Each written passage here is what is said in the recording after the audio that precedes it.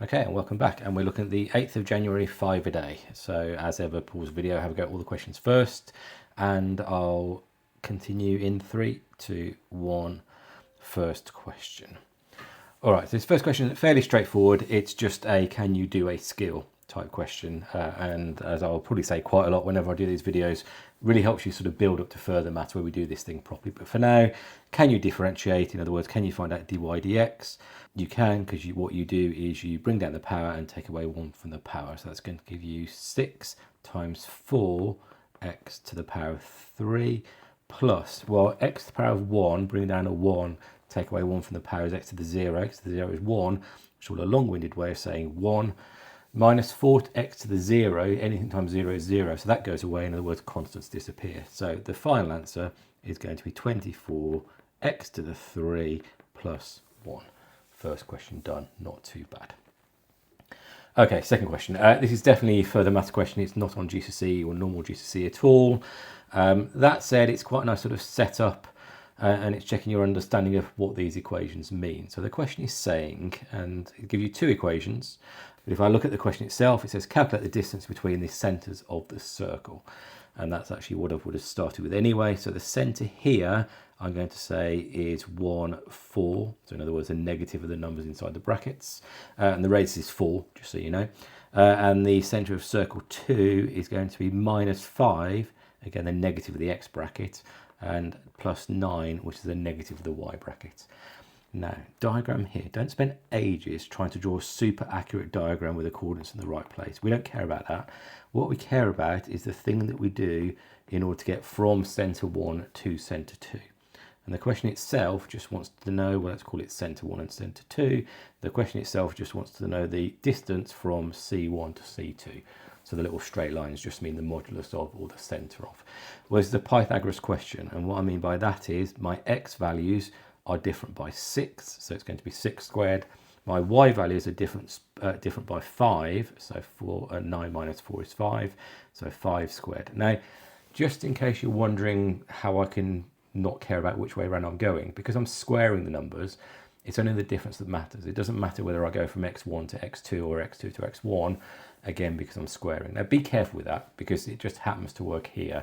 So in a way, it's kind of, it's not poor maths, but it's not a brilliant way of presenting it, but it's fine. And you'll get the marks because you're doing Pythagoras.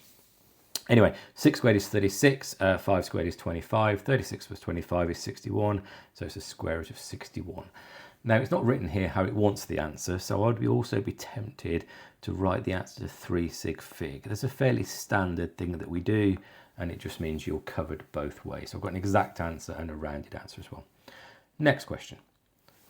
Okay, so the next question is a simultaneous equation question, and moreover, it is a non-linear one. And what that means is the second equation, I'll label them 1 and 2.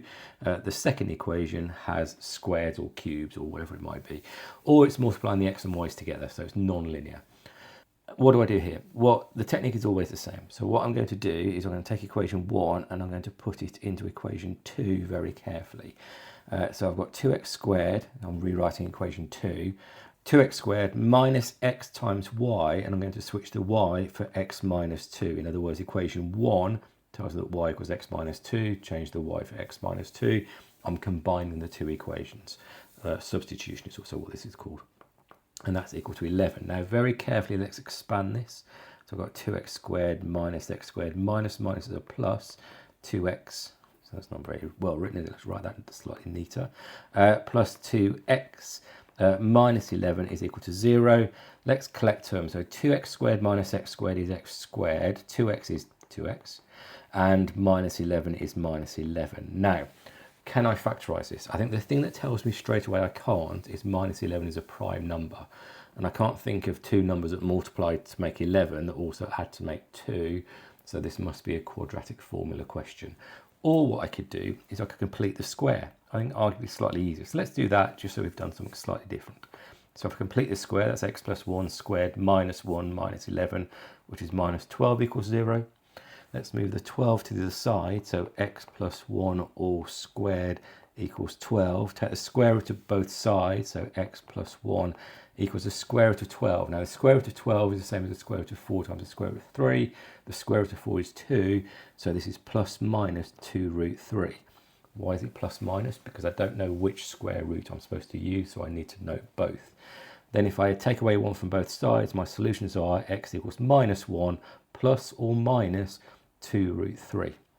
And from equation 1 over here again, what do I do to get the y values? I take away 2. So my y values are going to be minus 3, because I've taken away 2, plus or minus 2 root 3.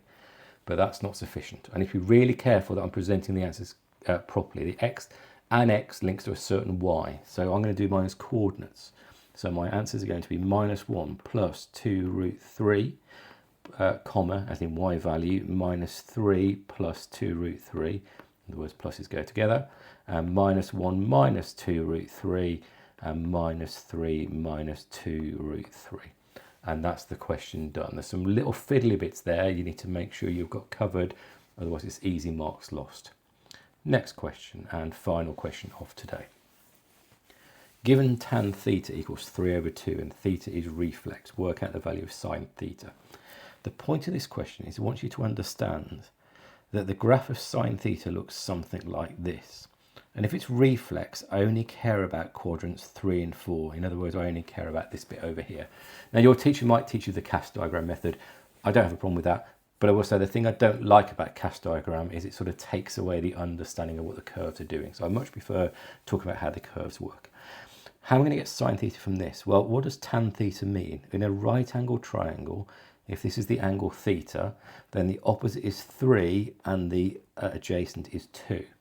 Which means that this here is going to be 3 squared plus 2 squared, which is 9 plus 4, which is a square root of 13. And as we know, sine theta is opposite, which is 3, over adjacent, which is root 13, and that's my answer, sort of. Now I need to think about, is it a positive or negative? Well, over here you can see my sine values when it's reflex, in other words between 180 and 360, are always negative, which means my answer is negative, so therefore sine theta equals minus 3 over root 13. And that is the 8th of January done. As ever, like, subscribe.